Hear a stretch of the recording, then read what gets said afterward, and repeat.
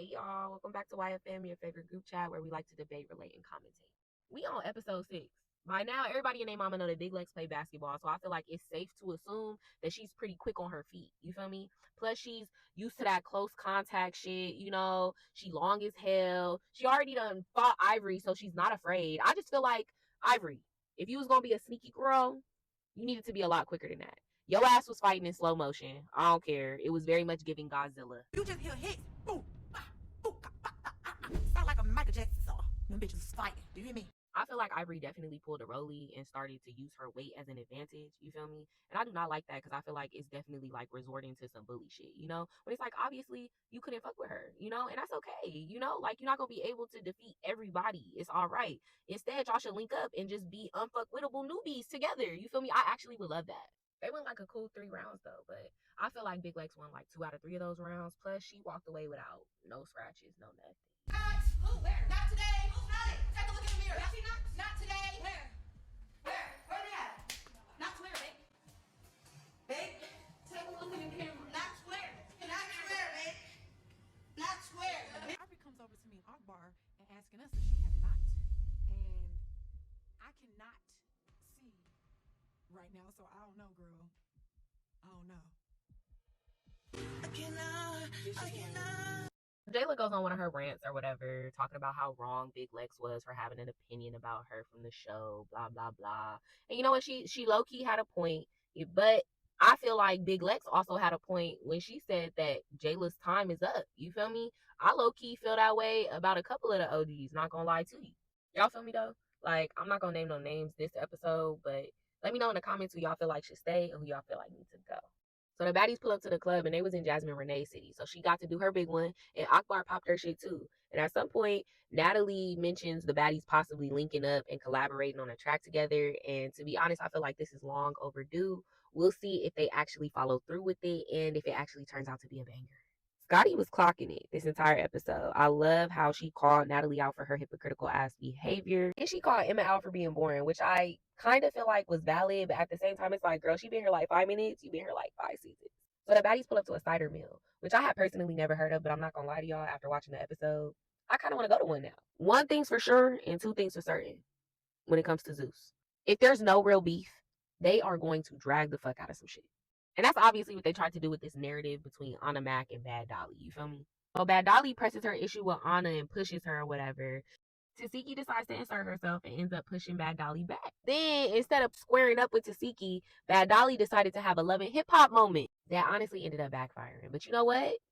I feel like Bad Dolly still did her shit, though. So Tasiki exposes the fact that this whole situation was staged. And it was just kind of funny to me because it's like, girl, this is reality TV. If you thought that we wasn't peeping the fake ass storylines that the producers done pulled out their ass at the last minute to try to, create some type of fake beef or fake drama between people, like, it's like, girl, like, this is how reality TV works. We know. All I know is I would not be on this internet trying to defend none of my actions when I know for a fact that Zeus is the one that's trying to control the narrative. You feel me?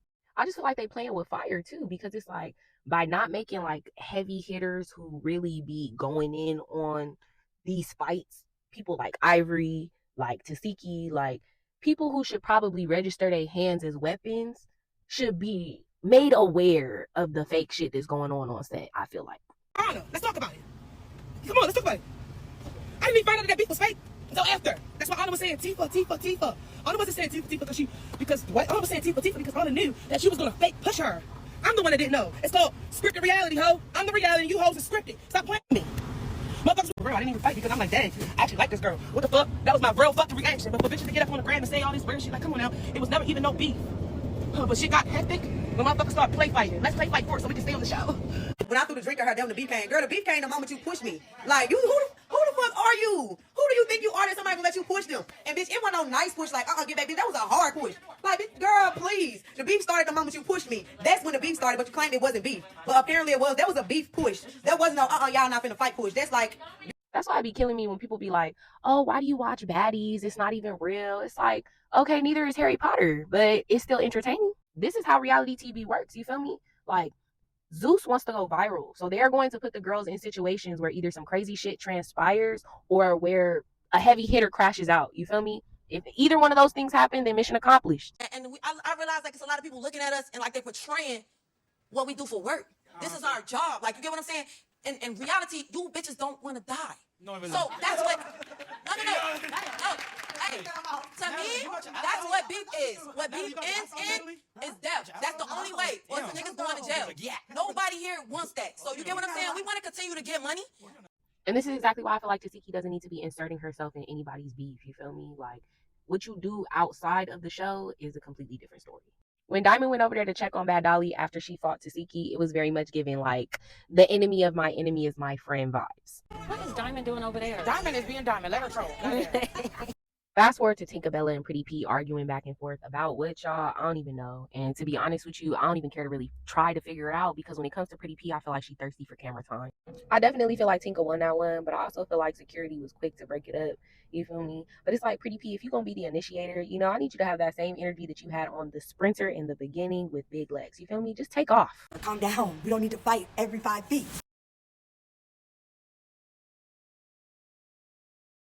Y'all, she snuck that girl again, and it was hilarious. It was definitely uncalled for this time, but I respect Diamond for not, like, doing her as dirty as she could have, you feel me? Because that could have been a lot worse.